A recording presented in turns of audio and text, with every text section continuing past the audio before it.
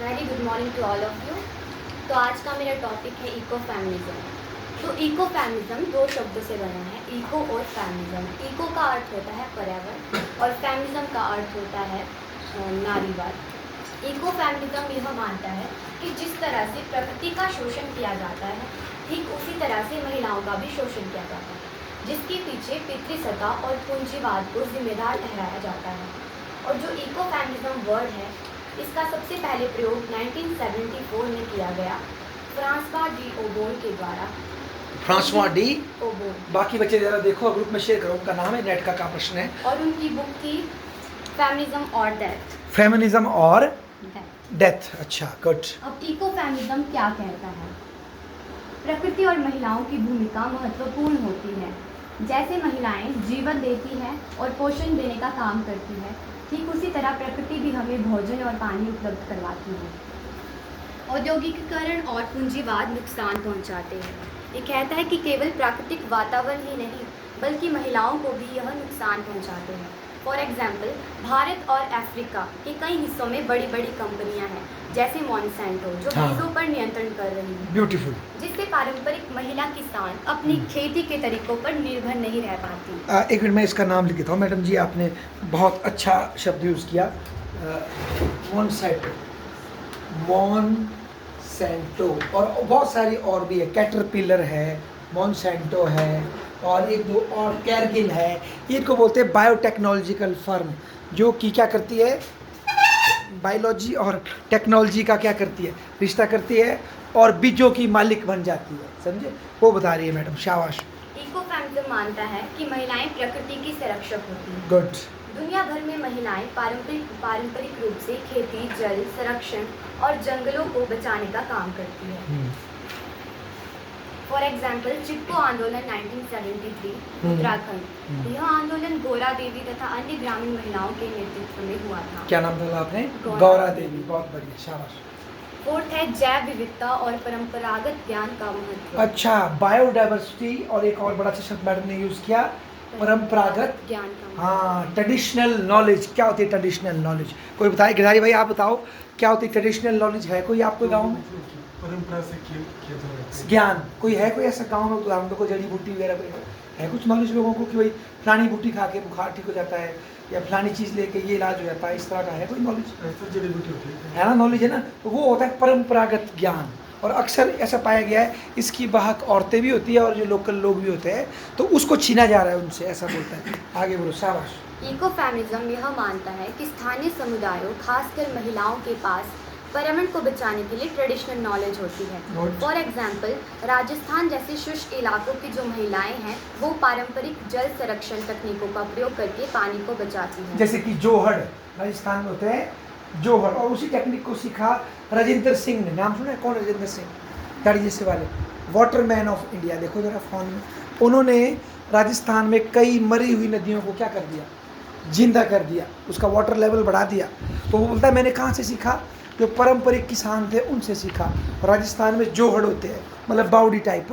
आगे बोलो, शाबाश बेटा। विकास और पर्यावरणीय न्याय। जब तक महिलाओं को निर्णय निर्माण, संसाधनों के स्वामित्व और नीति में समान भूमिका नहीं दी जाती, तब तक पर्यावरणीय न्याय नहीं हो सकता और ना ही सतत विकास हो सकता है। सभी लोगों को समान रूप से पर्यावरणीय संसाधनों और संरक्षण में भागीदारी का अधिकार मिलना चाहिए। महिलाएं पर्यावरण संकटों जैसे क्लाइमेट चेंज से पुरुषों की तुलना में अधिक प्रभावित होती है। इसलिए जलवायु नीति, विकास योजनाओं और पर्यावरण संरक्षण कार्यक्रमों में महिलाओं की भूमिका ज़्यादा से ज़्यादा होनी चाहिए। देखो, आपने एक स्टेटमेंट बहुत बड़ी दी कि पुरुषों की तुलना में महिलाएं जलवायु परिवर्तन से ज़्यादा प्रभावित होती है। लेट अस थोड़ा आइडिया लें। यहाँ बेटा आप बोलो गुड़िया, कोई एग्जाम्पल। जो इन्होंने बात बोली, क्या मर्दों पर से ज़्यादा असर औरतों पर पड़ता है जलवायु परिवर्तन का, गर्मी बढ़ने का, पानी सूखने का? कुछ उदाहरण दे सकती है आप? ये नहीं, बराबर पड़ता है दोनों को? बराबर पड़ता है। अच्छा आप बोलो, ज़्यादा किससे पड़ता है? बराबर। हाँ भाई, तुम दोनों बराबर बोलो, कहाँ फ़र्क पड़ता है? क्यों बोलो ये ज़्यादा फ़र्क पड़ता है? कोई उदाहरण? तो लड़कों को पूछते, लड़कियों को तो बहुत कुछ शामिल। हाँ जी, आप बोलो सर। बॉबी शर्मा जी, अगर ये बोले कि जलवायु परिवर्तन होगा तो मर्दों से ज़्यादा औरतों पर ज़्यादा असर पड़ता है, आप सहमत हैं या नहीं? नो, ये तो एक मतलब नारीवादी सोच है। अच्छा आप बोलो सर। बराबर पड़ेगा, आप बोलो सर। मेरे ख्याल से पड़ता पता तो कैसे, अक्सर हमारे समाज में पानी लाने का काम किसको दिया जाता है? बेटी को जाओ कई किलोमीटर उनको पानी लाने का काम हो जाएगा, है ना। और भी कई एंगल थोड़ा आप देखें तो, क्योंकि डोमेस्टिक काम उनको ही करना है। और भी कई अब थोड़ा सोचना पड़ेगा। हाँ, एक और हो सकता है, ज़्यादातर किसान कौन है भारत में? महिलाएं। गरीब किसान कौन है? महिलाएं। तो अगर बिल्कुल ही खेती उजड़ जाएगी, शाबाश, तो कौन बर्बाद हो जाएगा? यहाँ हो बेटा। तो ये और भी कोई इफेक्ट हो सकते हैं। आप देखो कि ये बोल रहे हैं जो जलवायु परिवर्तन हो रहा है इसकी ज़्यादा मार लेडीज़ पे पड़ेगी, ऐसा ये बोल रहे हैं। आगे बोलो, शाबाश। इको फेमिनिज्म के मेन थिंकर्स, तो इको फेमिनिज्म के विचार को अलग अलग टाइम पीरियड में डिवाइडेड किया गया है। सबसे पहले है 1970 से 1980, शाबाश। जिसमें फर्स्ट है फ्रांसवा डी ओबोन, हाँ, ये नाम दिया आपने। जिनका जन्म 12 मार्च 1920 को फ्रांस में हुआ, और इन्हें इको फेमिनिज्म शब्द की जनक और प्रसिद्ध फ्रांसीसी नारीवादी लेखिका के रूप में भी परिभाषित किया। फ्रांसवा डी ओबोन है। Yes. गुड बेटा। अच्छा, इन्होंने इको फेमिनिज्म शब्द का प्रयोग किया अपनी बुक फेमिनिज्म और डेथ में। उन्होंने बताया कि कैसे पितृसत्ता और पूंजीवाद मतलब इनके विनाश का कारण है। उन्होंने इस बात पर फोकस किया कि यदि संसाधनों का अधाधुन दोहन होने लग जाए तो महिलाओं का शोषण जारी रहेगा, Good. तो समाज का विनाश मतलब होता रहेगा। सेकंड पॉइंट इन्होंने रखा कि फेमिनिज्म और इकोलॉजी आपस में संबंधित है। उन्होंने बताया कि कैसे पुरुष प्रधान समाज महिलाओं को नियंत्रित करता है, वैसे ही वह प्रकृति का भी शोषण करता है। नंबर 3 इन्होंने कहा, उन्होंने राजनीतिक और सामाजिक क्रांति की वकालत की। उन्होंने कहा कि महिलाओं को पूंजीवाद, पितृसत्ता और पर्यावरणीय शोषण के खिलाफ एक क्रांति लानी होगी। इसको थोड़ा कोई लिंक करेंगे बेटा आपकी भाई कैसे? देखो, एक तो बोला आपने पितृसत्ता और पर्यावरण का विनाश कैसे जुड़ी है। एक में मर्द जो हैं औरतों को अपने कंट्रोल में रख रहे हैं, ठीक है जी। एक में मानव जो है प्रकृति का शोषण कर रहा है। तो संबंध कैसे जुड़ा है इनमें? सोचो बोला, क्या संबंध है इनमें? कुछ रिश्ता बता रहे नहीं, आप बोल रहे रिश्ता है, कोई बताएगा कैसे रिश्ता है? बताओ तुम बोलो भी सब गुड़िया कि एक में देखो ना भाई, पुरुष जो है औरतों को कंट्रोल में रख रहे हैं, ये लेडीज़ को भाई ऐसे रहो। एक में मानव जो है प्रकृति का दोहन कर रहा है। तो इन दोनों में कैसे संबंध जोड़ा इन्होंने? क्या संबंध है इसमें? है गैस करो, कोई करो हाथ खड़ा बिना पढ़े लिखे। हाँ बोलो। दोनों का शोषण हो रहा है ना। हाँ, और दोनों का शोषण करने में जो सोच है वो कौन सी है कि मैं दूसरे के ऊपर क्या कर सकता हूँ? कंट्रोल। तो ये बोलते हैं ये जो सोच है दूसरे पे कंट्रोल करने की, चाहे बलपूर्वक की से ही, ये मर्दों की सोच है। और यही जो मर्दों वाली सोच है इसी को पूरी मानवता ने आत्मसात किया। जो हमारे लीडर है ज़्यादातर पुरुष है, तो वो विकास को भी इस तरह से ही देखते हैं कि हम ज़बरदस्ती विकास को क्या कर लेंगे, प्राप्त करेंगे। इसमें यूज़ करते हैं कुछ एग्जाम्पल फ्रांसिस बेकन का, जो पहले विज्ञान के बड़े विद्वानों में से एक थे। वो बोलते हैं कि प्रकृति, उनका डायलॉग है, प्रकृति एक ऐसी बिगड़ी हुई औरत की तरह है, बिच की तरह है, जिसको पुरुष अपने तर्क से बाल खींच के रास्ते में क्या कर सकता है? ला सकता है। समझा? इस तरह का डायलॉग है, ढूंढना आपने उनका, कि उन्होंने प्रकृति की तुलना एक नारी से की जो जादू टोना करती थी, उसको भाई ऐसे पीट के सीधा करते हैं, वैसे हम इस धरती को भी अपनी बुद्धि से क्या कर सकते हैं? कंट्रोल में कर सकते हैं। तो ये जो विज्ञान, जो आधुनिक जो विज्ञान आया ना बेटा मॉडर्निटी के साथ, उसमें ये सोच थी कि जीव दुनिया निर्जीव है और मानव सुप्रीम है, और हर जीव जंतु भी किसके लिए? मानव के लिए। कैसे आया? ये क्रिश्चियनिटी से आया। क्यों? क्रिश्चियनिटी में लिखा है कि गॉड ने किसको बनाया? आदम और हवा को। और बाकी सारी चीज़ें किसके लिए बनाई है? वो आदमी के लिए। मतलब सारी प्रकृति किसके लिए बनाई? आदम और हवा के लिए बनाई है। तो वहाँ से सोच आई, क्योंकि एक तो आदम को बिगाड़ा किसने? हवा ने उसको सड्यूस किया कि चले खा ले, सेब खा ले, और देखो पतन किया। तो इसलिए पुरुष औरत को कंट्रोल में रखो। और ये सारी धरती और जानवर तो है किसके लिए? हमारे लिए, क्योंकि हम भगवान के क्या है? पुत्र, भगवान के बच्चे हैं, तो हमारे लिए है ना यूज़। तो ये दोनों सोच जो है कंट्रोल करने वाली, यही जब ये गोरे लोग वैज्ञानिक बने, गैलीलियो शैलीलियो जो भी बने, सोच यही थी कि मानव कैसे पृथ्वी के ऊपर क्या कर सके, अपना कंट्रोल प्राप्त कर सके, स्वामी बन सके पृथ्वी का, ना कि पृथ्वी के साथ प्रेम से रह सके, उसका पुत्र बन सके। वो सोच नहीं थी। समझा आप? तो ये ऐसे जोड़ते हैं नारीवादी। आगे बोलो बेटिया, शाबाश। फ्रांसवा डी ओबोन ने हाँ। इस विचार को पारिस्थितिकी समाजवाद से जोड़ा, शाबाश, जो पूंजीवाद और उपभोक्तावाद की आलोचना करता है। शाबाश। इनकी जो फेमस बुक्स हैं वो है इको फेमिनिज्म और समाज में बदलाव पर चर्चा 1978। देखो मैं इसको, जो आपने बोला ना बेटा कंज्यूमरिज्म, देखो इसको मैं आपको एक थीमरिज्म के हिसाब से जोड़ूँ। देखो कैसे, जैसे कंज्यूमरिज्म क्या होता है, आप बोलो गुड़िया क्या होता है? उपभोक्तावाद। थकी लगा सर जैसे कुछ चीज़ें मतलब हम सिर्फ अपनी ज़रूरत के लिए नहीं खरीदते, ब्रांड के लिए भी।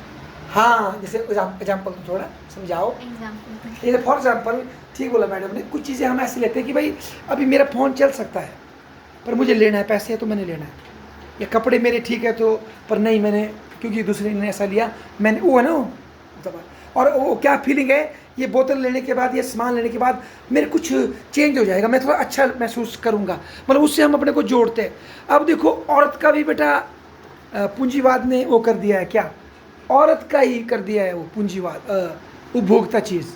जैसे उसको इस तरह से दर्शाया जा रहा है उन्मादक चीज़ के रूप में, इस तरह से उसकी ड्रेसिंग की जा रही है। इवन जो पूरी प्रोन फिल्मों की जो इंडस्ट्री सब है, क्या किसी आदमी, पुरुषों को विशेषकर परोसा जा रही है चीज़ें कि आपका किसी आदमी से कोई इमोशनल लव है, नहीं है, कोई चक्कर नहीं, बस एक सेक्सुअल चीज़ है।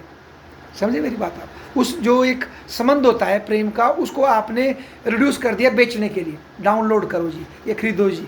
समझ रहे हैं मेरी बात? कि आपने महिला के शरीर को भी बिकाऊ कर दिया, किसने? इस उपभोक्तावाद में, है ना।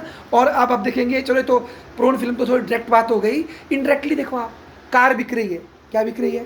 कार।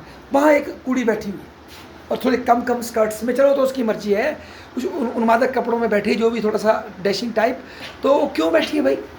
कि लड़की और कार एक बात है, कोई लड़का बैठा दो उधर, सोचो ना, लड़की क्यों उठाई है आपने? क्या दिखाना चाहते हैं आप कि भाई जिस तरह से एक स्त्री आपके कब्जे में होनी चाहिए, देखो ये गाड़ी भी उस तरह की, समझे आप? ये वो सोच क्या है? और भी कई ऐडें दिखेगी आपको, देखना आपने, कई ऐडें इस तरह की आपको दिखाई देगी कि ये फलानी खाओ, आपके बाल उग जाएंगे तो लोग इम्प्रेस हो जाएंगे, फलाना। ये सब धंधा है क्या? सारा वही है कि भाई लेडीज़ को भी एक वो बना दिया गया है, क्या बेचने क्या है, और लेडीज़ को पुरुषों के लिए बना दिया, और लेडी खुद भी बन गई। कैसे? ए लो जी लिपस्टिक लगाओ, फेमिना, वो देखो ऐसा फिगर बनाओ, ऐसी बन जाओ, तो वो भी उस रेस में लगी हुई है। मतलब वो इन देख रही कि मेरे अंदर कि नहीं बेटा, मेरे अंदर कितना प्रेम है, कितना मेरे अंदर सहानुभूति है, वो ये देख रही है मैं दिख कैसे रही हूँ। 50 साल की हो गई, ऑपरेशन कर करके अपने वो ठीक कर रही है कि मैं यंग हूँ कि नहीं हूँ, है कुछ बढ़ा रही है, कुछ घटा रही है, कहीं कुछ कर रही है, क्या जरूरत है भाई? तो ये क्या है उनके दिमाग में, एक माइंड भी, समझे, ये है उपभोक्ता बात। शाबाश बेटा, आगे बोलो। नेक्स्ट थिंकर है रोजमेरी रेडफोर्थ रूथर। हाँ, इनका जन्म 2 नवंबर 1936 को अमेरिका में हुआ। शाबाश। ईसाई धर्मशास्त्री, नारीवादी विचारक और इको फेमिनिस्ट थी। इनके मेन वर्क्स है इको फेमिनिज्म और रिलीजन को आपस में जोड़ा। इन्होंने दिखाया कि पश्चिमी धर्मों, विशेषकर ईसाई धर्म में महिलाओं और प्रकृति को, मतलब दोनों को ही निम्न स्थान दिया गया। हाँ, ये देखो, ये बात हमने बोली, मैडम ने कट दी कि ईसाई धर्म में, वेस्टर्न रिलीजन में महिला और नेचर दोनों को क्या माना गया है? निष्ठा स्थान। आगे शाबाश। उन्होंने धार्मिक ग्रंथों की आलोचना करते हुए कहा कि कैसे पितृसत्तात्मक सोच ने केवल महिलाओं को बल्कि प्रकृति को भी शोषण की वस्तु बना दिया है। वाह। उन्होंने इको थियोलॉजी की अवधारणा को विकसित किया, जिसमें पर्यावरण संरक्षण और लैंगिक समानता को धर्म के नजरिए से समझाया गया। इन्होंने ग्रीन थियोलॉजी की अवधारणा को भी विकसित किया, मतलब हरा धर्म है ना, प्राकृतिक धर्म। उन्होंने पर्यावरणीय न्याय को धार्मिक मूल्यों के साथ जोड़ा। वाह। और उनकी फेमस बुक्स है गेया एंड गॉड आओ एंड इको फेमिनिस्ट थियोलॉजी पकड़ो ऑफ अर्थ। पकड़ो, गया गया, आपका नाम है जिया और उसका नाम है गया। गया हाइपोथेसिस बात की थी ना हमने एक बार। गया क्या बोलती है कि पूरी धरती जीवित और निर्जीव कॉन्शियस है, ये एक माँ की तरह, मतलब वो पालती है हमें, ठीक है ना। ये वो तो गया, और क्या बोला किताब का नाम? गया और गॉड। वाह।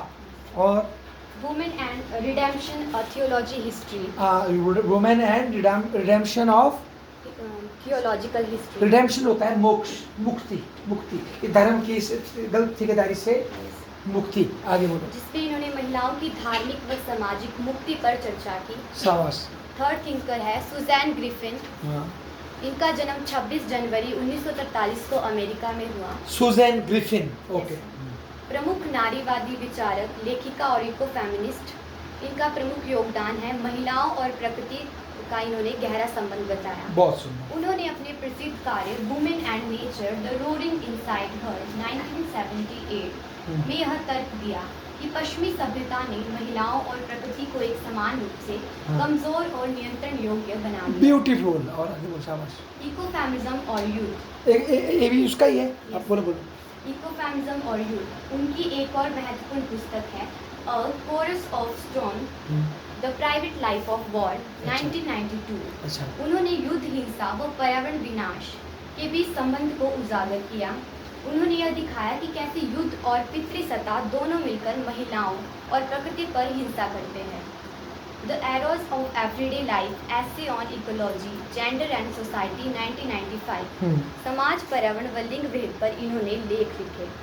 अब इसके बाद है मध्य और विस्तार और आलोचना का कार्य। अच्छा एक मिनट रुको, इसमें थोड़ा मेरे को अब आइडिया। देखो इसने बोला ना लड़की ने, देखो किसी और को पढ़ा है मैंने, पर मुझे याद आ रहा है कि बोला औरत और प्रकृति दोनों को वो बोलते हैं निष्क्रिय है जब तक कि इसमें कोई प्रयोग कौन ना करे, मानव पुरुष ना कोई इसमें एक्सपेरिमेंट करे, तब तक औरत किसी काम की नहीं है। मतलब इस तरह से ये दिखाते हैं। तो इसका एग्जाम्पल देखो, जैसे कि बीज, ये शुरू में बीज बोला था ना आपने, पकड़ो जरा एक मिनट मैडम जी, कष्ट है आपको। जैसे भगवान ने जो बीज बनाए ना बेटा, वो नेचुरल ऐसे बने हैं जो और ज़्यादातर बीजों को इकट्ठा करने में ज़्यादा भूमिका किसकी है? मर्दों की कि औरतों की? बताओ। आदि मानव काल से मर्द क्या काम करते थे? शिकार। औरतें कंदमूल इकट्ठा करती थी। तो ज़्यादा खेती शुरू से किसने की? महिलाओं ने। और आज भी ज़्यादातर किसान कौन है? गरीब किसान। और तो बीज उन्होंने सदियों से इकट्ठे किए, सदियों के मालिक है। आ गई ये मोनसेटो, कैरगिल, ये डाकू सारे क्या कर रहे हैं? ये बीज में पहले बीज ले रहे हैं, उसका ऑपरेशन कर रहे हैं, उसको बांझ बना रहे हैं। क्या बना रहे हैं? बांझ। उसका जो खुद को दबा के दोबारा बच्चा पैदा करने की जो कैपेसिटी है उसको काट लेते हैं। फिर क्या होगा? तुमने बीज लगाया उनका, अगली बार दोबारा आपको उनकी दुकान जाना पड़ेगा और वो बीज लेना पड़ेगा ताकि आप उनसे ले। और कुदरती कुछ टिप करके अगर आपने बच्चा पैदा कर भी दिया, दोबारा बीज ला भी दिया, तो आपके ऊपर केस ठोकेंगे। कौन सा केस? पेटेंट का। आपने हमारे बीज की क्या की? चोरी। मुझे ये बताओ, कंपनी कब बनी होगी? 2000 में बनी होगी, 1900 में बनी होगी। बीज तो सैकड़ों साल से, तू क्या पेट से लेके आया बीज? बीज हमारे ही उठाए, उस पर पेटेंट कर दिया, अब उसके मालिक बन के बैठे और लाखों रुपया जो है किसानों से क्या कर लूँ। और ये दिखा रहे धरती खुद में पालने और पोषण करने में सक्षम नहीं है जब तक इसमें फर्टिलाइजर नहीं ठोकेंगे, जब तक इसमें केमिकल नहीं ठोकेंगे। सारी ग्रीन रेवोल्यूशन इसका एक एग्जाम्पल है। ठोको केमिकल जम के, और प्रकृति खत्म हो रही है, विनाश की ओर जा रही है, लूट रहे हैं उसको। और ऐसी औरतों को देखो, एग्जाम्पल देता हूँ, आज क्या सोच हो रही है? औरत खुद बच्चे को जन्म दे सकती है। और चलो जो पति और पत्नी का जो, वो तो मैं समझ गया, पर जैसे बच्चा बाहर निकालना औरत नहीं कर सकती, तो कहाँ जाना पड़ता है?